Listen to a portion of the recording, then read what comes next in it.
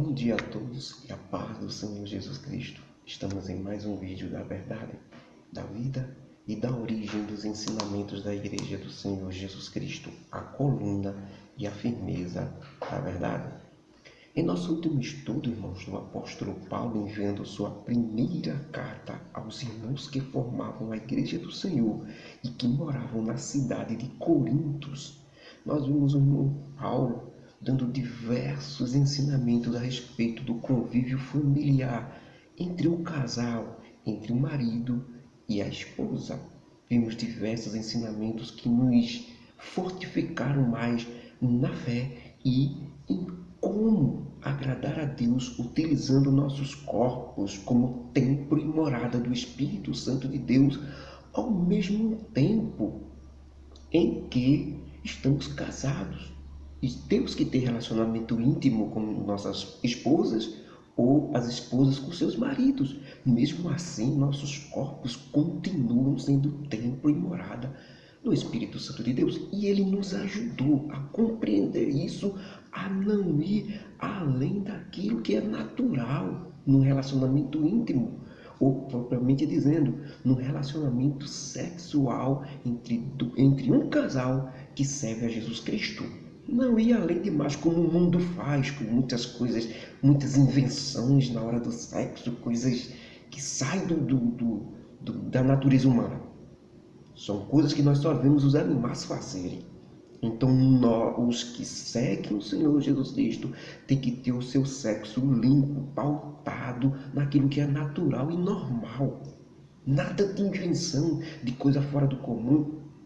Nada daquela história de que entre quatro paredes vale tudo.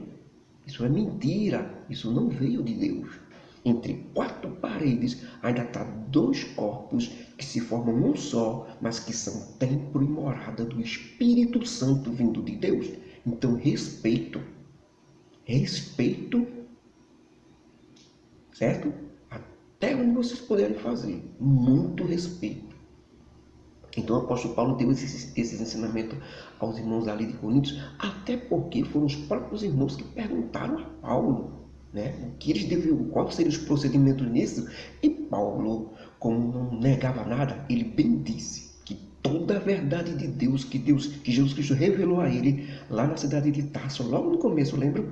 Todo o evangelho que Jesus Cristo revelou a ele, ele ia dizer a verdade.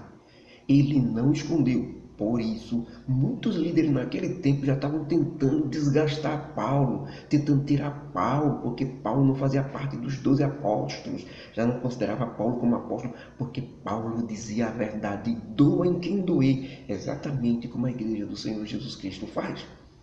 E Paulo começou dizendo, irmãos da cidade de Coríntios, queremos que isso que vocês perguntaram, vocês compreendam de uma forma espiritual e não natural ou material. Porque é o seguinte, irmãos. Aquilo que vocês nos perguntaram, eu queria que o homem que abandonou o mundo com suas devassidões, com suas imoralidades sexuais, com seus sexos ilícitos, aquele que aceitou Jesus Cristo como Salvador e abandonou essas coisas, nunca mais praticasse mais sexo. Porque ele preservaria seu corpo como templo e morada do Espírito Santo de Deus. Que ele fizesse como eu, disse Paulo, que dedico a minha vida inteiramente à obra do Senhor, e o Espírito Santo habita forte dentro de mim. Por isso que Paulo disse, irmão, não vivo mais eu, mas Cristo vive em mim. Paulo não ia atrás de esposa não, apesar dele estar solteiro, ele não ia atrás de esposa, ele não queria ir atrás de sexo, não queria. A única coisa, a comida dele era a obra do Senhor, o Evangelho, ele dedicou. E ele queria que todos os homens fossem assim. Mas ele disse, mas nem todos têm essa fé, nem todos têm essa fé. Nem todos têm essa força espiritual para conter seus desejos sexuais, para reprimi-los. E como nem todos são assim, então que cada um tenha sua mulher, e que cada mulher tenha o seu marido, tudo dentro dos conformes, mas para fazer tudo em santidade. Não é para fazer do jeito sexo, do jeito que quer, não. Dentro dos conformes e aquilo que é natural, que o corpo pede. Só é fazer aquilo que o corpo pede. Cada membro foi feito para um objetivo no seu corpo na hora do sexo. Se colocar esse membro em outro lugar, ou se fazer de outra forma, está pecando contra a natureza humana. Tudo foi feito para se encaixar direitinho. Faça o certo, faça o que se encaixa direitinho. Não invente moda não, nem invente coisa não, que você está fora. E o Espírito Santo habita dentro de você. E está vendo isso. Tem muitos que estão indo em busca do prazer total, como se o sexo fosse tudo. Não é assim. A busca tem que ser a busca de ser cheio total do Espírito Santo. Aí tem que ser essa busca. Mas a busca do prazer total sexual, isso é coisa de carnal. De gente que vive pela carne e não pelo Espírito. Mesmo dizendo que é seguidor de Jesus Cristo. Carnal. Tem mais. É diabólico e é terreno. É de baixo. Porque satisfaz a carne.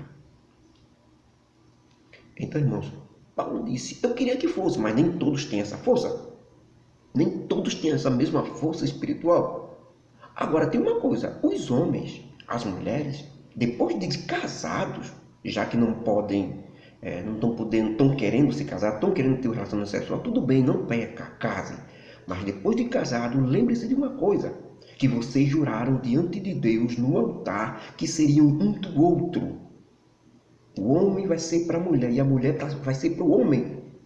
Então, na hora de fazer o relacionamento sexual, o homem não pode dizer à mulher, eu não vou fazer hoje. Nem a mulher pode dizer para o homem, eu não vou fazer hoje. Porque perdeu esse direito quando juraram diante do altar que formariam uma carne só, um seria do outro. O marido não tem mais o poder de dizer não vou fazer hoje. A mulher não tem mais o poder de dizer não vou fazer hoje. Só não pode fazer se os dois concordarem juntos. Não são mais um só separados, são uma carne só. Então os dois têm que concordar. Se o marido negar ter um relacionamento sexual com a mulher com vontade, ele está pecando. Se a mulher negar, ela também está pecando. Mas como é que vai poder fazer sem estar com vontade de fazer? Pense nisso antes de se casar. Porque você casou para isso. Para ter um relacionamento sexual. Que história é dizer que não vai fazer? Casamento é um pacto, um juramento entre você e a pessoa de que você vai ser dela. Você está doando o seu corpo, ela está doando o corpo dela a você. Para satisfação dos dois. Então, um não pode deixar de satisfazer o outro. Precisa satisfazer. Agora, se os dois concordarem juntos, poderão ficar sem fazer o sexo. Só que Paulo disse que outra coisa muito importante, meus irmãos da cidade de Corinto, não deixem de ter relação sexual um com o outro, a não ser que os dois, tanto o homem como a mulher, concordem juntos e não ter, não ter relacionamento sexual por um objetivo, por um propósito. De se dedicarem à oração, de se dedicarem à consagração a Deus, de buscarem mais a Deus para o crescimento espiritual dos dois ou para resolver determinado problema que está acontecendo entre o casal. Então eles vão jejuar e orar para que Deus resolva aquele problema, para que eles consigam resolver aquele problema. Então eles podem ficar sem fazer sexo. Agora, esse tempo tem que ser determinado, tem que parar. E quando esse tempo terminar dessa consagração deles dois, eles têm que voltar a fazer sexo. Por quê? Porque Satanás pode aproveitar o momento em que eles estão sem fazer sexo e tentar um dos dois. E possa ser que um dos dois caia. Em vez de se consagrarem para resolver o seu problema, termine cometendo traição ou prostituição com outra pessoa que não é o seu marido. Então, por isso Paulo diz, fiquem fazendo sexo. Depois que terminar o período que vocês determinaram, voltem a fazer o sexo rapidamente. Ter a mesma comunhão e relacionamento. Para que o outro não fique só na vontade. E procure outros meios. E é sério o que Paulo disse com relação a isso. Só que depois disso, nesse momento, surpreendentemente, o apóstolo Paulo começa a sendo algo que não é mandamento do Senhor, ele diz. É um pensamento dele. Ele diz mesmo assim, ó, Paulo, vou ensinar algo agora que é mais como um pedido e não como um mandamento do Senhor. É o seguinte, eu queria que todos os homens que servem ao Senhor Jesus Cristo fossem como eu, desimpedidos e que não se preocupassem com desejos sexuais e que tivessem domínio sobre seu corpo como eu tenho. E toda a direção fosse entregue ao Espírito Santo de Deus. Mas infelizmente nem todos têm esse poder. Cada um tem de Deus o seu próprio dom, um de uma maneira e o outro de outra. Eu digo agora com toda a ousadia, a todos os solteiros e viúvas que conseguiram conter isso, que é melhor que fiquem assim sem se casar. Ficou viúva? Não se case mais não. Tá solteiro? Não se case não. Sem relacionamento nenhum com mulher, para que assim todas as suas forças do seu ser sejam dedicadas à obra do Senhor. Mas só pode fazer isso, ficar solteiro e ficar viúvo ou viúva sem se casar, só pode fazer isso aqueles que seguraram já seu desejo sexual. Tem controle do seu ser. Certo? Ele é uma pessoa espiritual. Ele dedicou seu templo como intocável, como templo do Senhor. Ele tem esse poder sobre seus desejos. Ele consegue controlar seus desejos. Só pode ficar sem se casar e ficar solteiro e ficar viúvo, ou a mulher ficar solteira ou ficar viúva. Essas pessoas que conseguem se controlar e se dedicam só ao Espírito Santo de Deus na sua vida. Agora, aqueles que não podem fazer isso, não fique sem se casar não fique solteiro não. Por que Paulo diz isso? Se não podem segurar seu desejo sexual, então que cada um se case, porque é melhor se casar e ter um relacionamento dentro dos conformes no casamento do que ficar se prostituindo escondido, cometendo pecado por fora.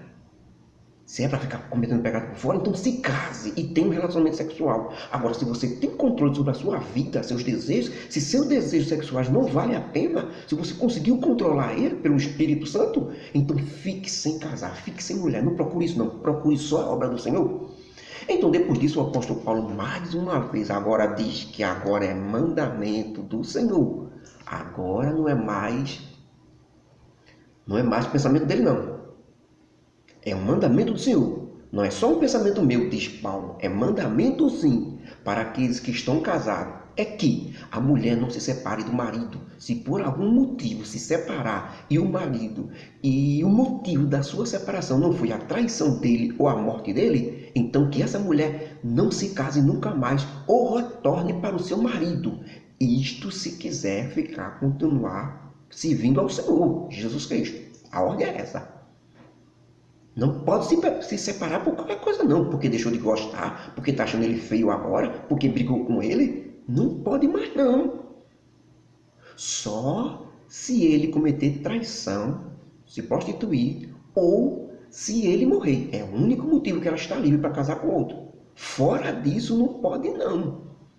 Mas se ela deixou de gostar, ela tinha que ver isso antes de se casar. Ninguém é obrigado a se casar. Você se casa porque diz que está amando. Essa história que depois perdeu o amor é conversa fiada. É sopro de Satanás. Porque Satanás quer desfazer aquilo que Deus fez. Se Deus uniu, o homem não separe. Ou é a prostituição ou a morte que pode separar. E tem mais. Se prostituir e mesmo assim pedir perdão, quiser voltar, tem que aceitar de volta. O casamento é único só, com uma pessoa. Não pode sair casando com qualquer um, não. A mulher, o homem, da mesma forma, faça mesmo os outros. Casou-se uma vez, não se separe da sua mulher. A não ser que ela tenha traído ele ou que tenha morrido, ele estará livre para poder se casar. Agora, Paulo diz, mas bem-aventurado é se continuar assim, solteiro. Não se case mais não. Sabe por quê? Aos outros que estão juntos, Paulo diz que não são casados no papel, isso é um ensinamento meu, diz o apóstolo Paulo agora. Esse de não se separar é mandamento do Senhor, agora é o ensinamento dele. Ele diz, se algum irmão tem mulher que não serve ao Evangelho e não aceitou Jesus Cristo como Salvador de sua vida, mas ela aceita em continuar com ele, na hora que ele aceitou Jesus como Salvador, que ele fique com sua esposa, certo? Não peca não. E ele pode até ganhar ela para o Evangelho, com o modo de viver dele, santo, dedicado a ela. Ela vai ver que ela que está errada, que precisa do Senhor Jesus Cristo. Então ela será santificada por ele, não será salva. Só é salvo quem aceita Jesus Cristo como Salvador. Mas por ele ser salvo, ele santifica ela. Por quê? Porque ele vai fazendo as coisas corretas. Ela vai olhando, observando e vai se consertando também. Por isso que ele santifica ela. Não é que ele tenha poder de santificar, não. Só quem tem poder de santificar é o Senhor Jesus Cristo. Nós temos o poder assim. Quando nós fazemos todas as coisas corretamente, como Jesus Cristo ensinou, e outra pessoa começa a nos observar e começa a se consertar por aquilo que nós estamos nos consertando, nós estamos santificando ela. Porque santificação é você se consertar, é você deixar os erros e começar a fazer aquilo que Jesus Cristo ensinou. Isso chama-se santificação. Por isso que uma mulher que é seguidora de Jesus Cristo e tem o seu marido que não é seguidor de Jesus Cristo, mas ele observa ela, uma mulher de respeito, digna, fazendo todos os conformes, amando ele, cuidando dele da melhor maneira possível. Ele vai vendo isso nela e vai começando a pensar que o evangelho é verdadeiro mesmo, porque consertou sua esposa. Então ele vai se santificar também, se consertando também. É dessa forma que se santifica uma pessoa, fazendo com que ela reconheça seus erros e deixe seus erros. Santificar não é ter poder de fazer milagres, não. Poder maravilhoso. Só quem tem isso é Jesus Cristo. Santo mesmo, de si mesmo, é Jesus Cristo somente. Nós somos chamados de santificados. Por quê? Porque estamos tirando as coisas erradas e começando a andar nos acertos de Jesus Cristo, naquilo que Jesus Cristo ensinou. Então, irmãos, Paulo também ensinou isso, que a mulher é santificada pelo marido e o marido é santificado pela mulher. Agora, só é salvo quando aceitar Jesus Cristo como Salvador. E para encerrar nosso último estudo, que Paulo estava falando a respeito do casal, na carta do apóstolo Paulo, nós vamos falar a condição que deve ficar cada um no dia que aceitou Jesus Cristo como Salvador. Ele diz assim, Paulo: assim, irmãos, cada um ande ou permaneça na situação que estavam quando aceitaram Jesus Cristo como Salvador de suas vidas. Ou seja, estou falando isso com relação à situação de estar casado ou não, se está amigado ou não, se está separado ou não. Na hora que aceitou o Senhor Jesus Cristo, se está casado, continue. Se está separado, continue. Depois Paulo fala simplesmente a verdade e diz: se alguém aceita o Senhor Jesus Cristo como Salvador, e já tinha feito antes a operação da circuncisão, que é uma ordenança da lei de Moisés, que agora você passava a fazer parte da religião judaísmo, da religião do povo de Deus. Se alguém já fez isso e aceitou Jesus Cristo, Paulo disse: não disfarça não. Se você já se circuncidou, já fez a operação, já fez a consagração para a religião judaica, para a lei de Moisés, para seguir a lei de Moisés, então não disfarça não. Mas agora você aceitou Jesus Cristo como Salvador, não disfarça não. Agora, se você não fez e aceitou Jesus Cristo como Salvador, não faça. Não participe mais de religião, certo?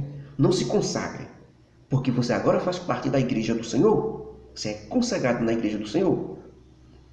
Ou seja, o que foi que Paulo quis dizer? Você agora não precisa mais obedecer à lei de Moisés, certo? Porque agora você tem um evangelho. Agora, se você vai se consagrar ou não para uma religião, fazer parte de uma religião ou não, isso não vale de nada, disse Paulo. O que vale agora é ser uma nova criatura, inspirada em Cristo Jesus, pelo Evangelho da sua graça, que Ele ensinou aqui na terra e que todos nós podemos aprender. Então, o que vale hoje é uma nova criatura. Não fazer parte de religião tal, de denominação tal. Você pode até fazer parte da denominação, como eu faço, por exemplo. Faço parte de uma denominação. Mas a salvação é Jesus Cristo, é o Evangelho. A denominação foi um meio pelo qual eu conheci o Evangelho e aceitei o Senhor Jesus Cristo como Salvador. A denominação não é a igreja do Senhor Jesus Cristo e não salva. E não tem poder nenhum. É uma religião. A denominação é uma religião. Só existe uma igreja verdadeira. Ela é invisível. É formada por todos os seguidores verdadeiros do Evangelho, que estão se consertando, estudando os ensinos de Jesus Cristo e procurando fazer conforme Jesus Cristo ensinou. Essa é a igreja. Faz parte da comunhão, do partir do pão. Por isso que nós temos as denominações evangélicas, para irmos lá, para nos reunir com os irmãos, fazer parte da Santa Ceia, da comunhão, do partir do pão, das orações junto com os irmãos. Mas ali é um lugar de reunião e não a igreja. A igreja sou eu, junto com os irmãos, formamos a igreja. A igreja é viva, ela fala, ela sente. Não é uma denominação que tem um CNPJ e um nome. Isso é morto. Denominações é morto, não tem vida. Mas a igreja do Senhor Jesus é um organismo vivo. Ele fala, ele anda, ele é dirigido pelo Espírito Santo. Somos nós, as pessoas, os verdadeiros seguidores do Senhor Jesus Cristo.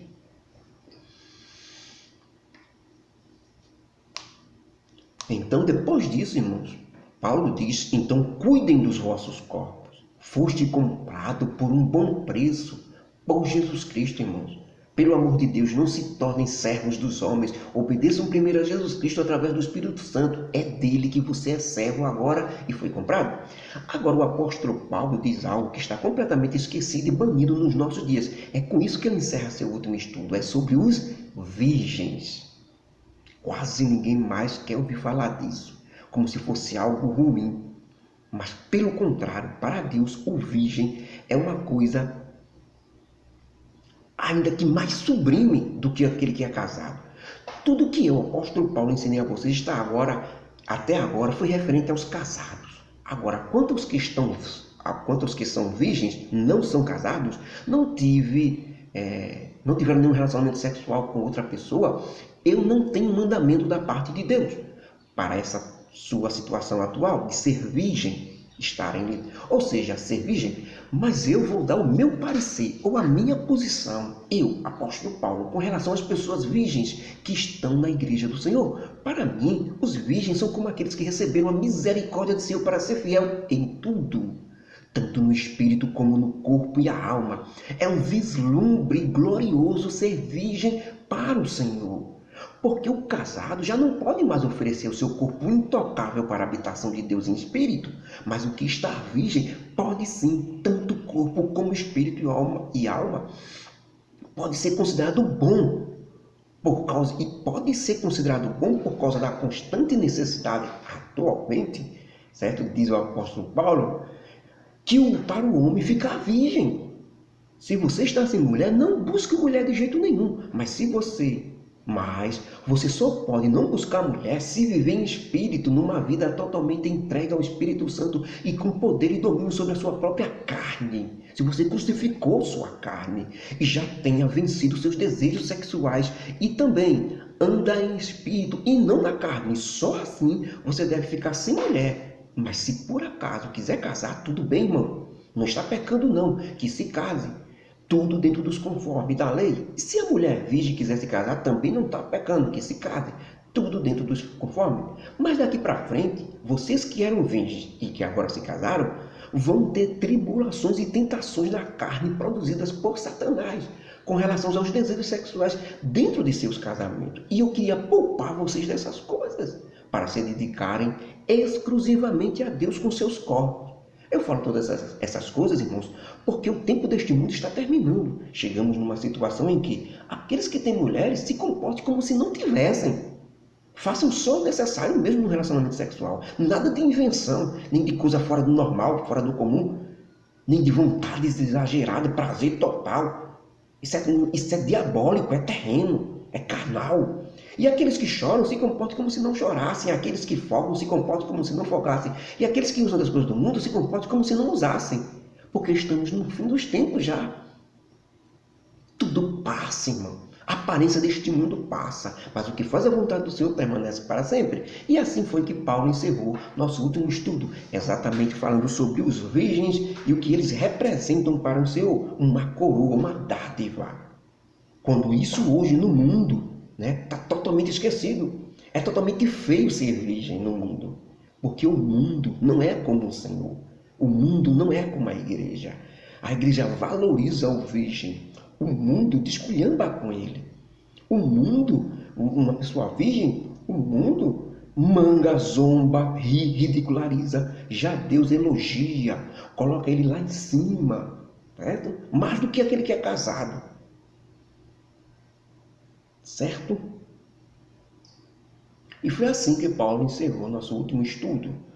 Nós não encerramos a primeira carta ao Coríntios, nós encerramos o nosso último estudo. E agora nós vamos para o estudo de hoje, algo sério.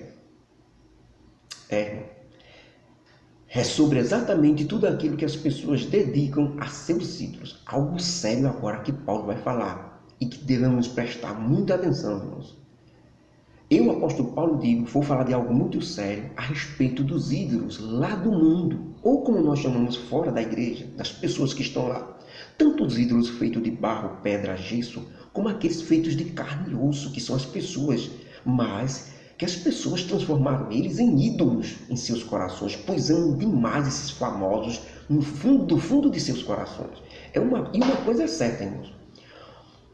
Uma pessoa que não aceitou Jesus Cristo ainda, que não é discípulo do Senhor, não lê seus ensinos e nem lhe obedece, e mesmo que não participe de uma religião que os seus membros se ajoelhem diante de uma imagem de escultura, praticando a idolatria, mesmo que ele não faça isso, ele tem um ídolo em seu coração. Pode ser uma outra pessoa, pode ser um animal de estimação, pode ser um parente, ou um famoso, ou um bem que ela tem, ou até a própria natureza, o sol, a lua, sei lá, a chuva. Ele tem que adorar alguma coisa. Alguma coisa tem que preencher o seu coração, pois somente quando aceita Jesus Cristo é que Jesus Cristo preenche o coração daquele que aceitou ele como Salvador. Ele se torna o ídolo dessa pessoa. Jesus Cristo, somente assim é que não pode ter outro. Mas aqueles que ainda não aceitaram Jesus Cristo como Salvador têm que ter algum tipo de ídolo, alguma coisa. Pode não ser uma imagem de escultura das religiões, mas pode ser qualquer coisa. Pode ser o seu pai, que ele tenha como exemplo maior, como ídolo. Para o seu pai ele faz tudo, para sua mãe, para o seu filho, para seu primo, sei lá, um parente seu. Certo? Então, o que é que Paulo disse? Que diz que esses ídolos podem ser aquilo que a gente ama, mais do que tudo. A gente quer saber. E quando a gente ama essa pessoa, diz Paulo, a gente quer saber tudo sobre ele. Mesmo assim é o Senhor Jesus Cristo. Quem ama procura saber tudo sobre Jesus Cristo. Então é isso que cada um deve examinar. Como é que você está querendo saber as coisas do Senhor Jesus Cristo? Está querendo saber? Ou você é só de vez em quando que escuta falar de Jesus Cristo, alguém fala, você nunca lê os evangelhos, nunca procura saber sobre Jesus Cristo. É assim que você ama ele? Você não ama ele. Você pode até gostar dele, mas tem outras pessoas que assumem essa função na sua vida e que você faz tudo por ela. Quando a gente ama, a gente cuida, a gente corre para cima, a gente procura saber quais os gostos, quais as vontades dessa pessoa. Mesmo assim é com Jesus Cristo. Se alguém disser que ama Jesus Cristo, tem que procurar saber as vontades dele, os desejos deles. E só vai poder saber isso nos evangelhos. Nos evangelhos que estão todos os ensinos de Jesus Cristo. Aquilo que ele gosta e aquilo que ele não gosta que você faça. Se você não tem vontade de ler o evangelho, você precisa começar a amar Jesus Cristo. Ora, irmãos, falando sério, nós, igreja do Senhor Jesus Cristo, discípulos do Senhor Jesus Cristo, temos ciência, temos entendimento e sabemos que o ídolo, que pode ser até uma pessoa chamada de especial, de famosa, ou pode ser uma imagem de escultura feita de alguém, ou de animais, ou do sol, da lua, sei lá. Esse ídolo, imagem de escultura, sabemos que não é nada, e nada é, e não serve de nada. Mas, se alguém imagina que sabe alguma coisa, até agora não sabe é de nada. Só que, se alguém diz que ama a Deus, essa pessoa que está dizendo isso, com certeza é conhecida de Deus. E isso é um fato. Então, se alguém oferece dedicações, oferendas, festas, banquetes, diversões e jogos a um ídolo, ou uma imagem de homem ou de mulher, imagem de escultura feita de barro, pedra ou gesso, que seja imagem de esculturas ou estátua de alguém, pode ser até um cantor, um atleta, um jogador, ou político, ou pregador, ou líder de denominação ou religião, ou até mesmo que se chamam deuses. Sabemos que todos esses, irmãos, nada é e não são nada. E que nenhum ser humano merece coisa alguma, nada, nem um pouquinho sequer. Porque para nós, verdadeiros discípulos e seguidores de Jesus Cristo, só existe um único Deus e Pai, que merece todas as coisas que falei. Seria o único que teria uma imagem de escultura, mas ele mesmo proibiu isso. Portanto, nada de imagem de escultura de jeito nenhum. Somente esse Deus, para quem é tudo e nele nós vivemos, merece todo o nosso ser, adoração e admiração e respeito que possamos dar. E também temos um só Senhor Jesus Cristo, pelo qual são todas as coisas, e nós por ele. Mas, certo? Nenhum homem merece nada, nem honra, nem valor, nem nada. Mas, Paulo diz, nem todos nós da igreja há esse entendimento, esse conhecimento, irmão. E por que isso? Porque alguns de nós andam curtindo ou participando das coisas que são oferecidas aos ídolos, aos seres humanos que se transformaram em ídolos por alguma religião. Como, por exemplo, nessas festas agora que nosso país está vivendo.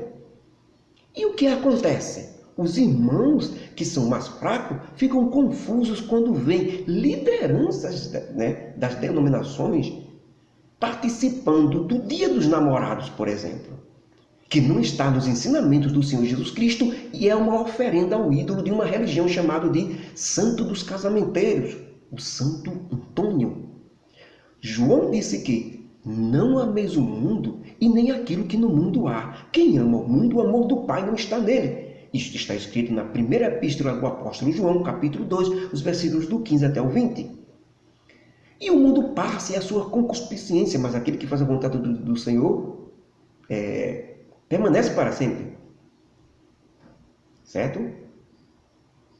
Então, a pergunta surge: o Dia dos Namorados foi criado por Deus?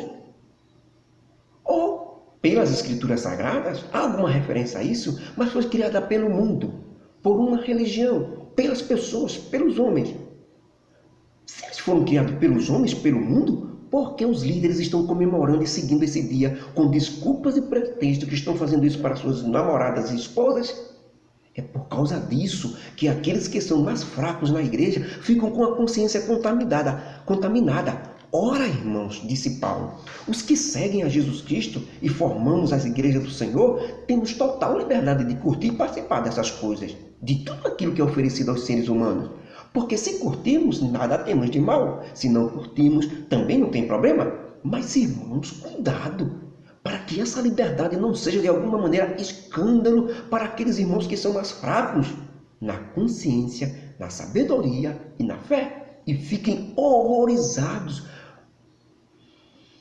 Porque se algum irmão novo na fé vê você que tem mais conhecimento do Evangelho, ou líder até, participando das festas ou parque de diversões, ou um dia que é dedicado ao ídolo, que é o Dia dos Namorados, por exemplo, que são oferendas dedicadas ou oferecidas a ídolos ou imagem de escultura de uma religião da cidade, diga-me, pelo amor de Deus,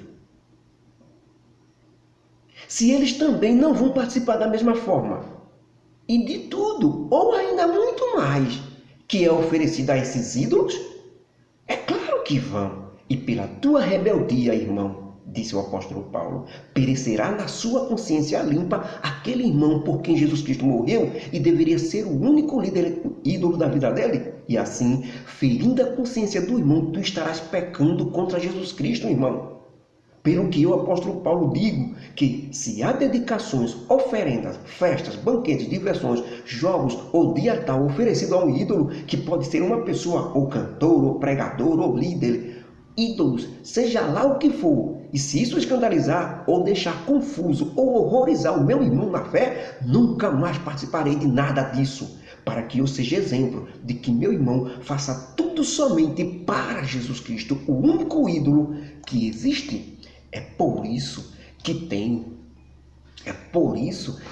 irmãos, no meio de vocês aí na cidade de Coríntios, exatamente aqueles que me condenam ou me rebaixam. Sim, irmãos, atingem a mim, eu, o apóstolo Paulo, simplesmente porque eu não andei com Jesus Cristo e não presenciei seus milagres, igual aos outros apóstolos, os 12 que andaram com Jesus Cristo. E acho que por causa disso eu estou em segundo plano e não poderia estar dizendo verdades gigantescas como essas.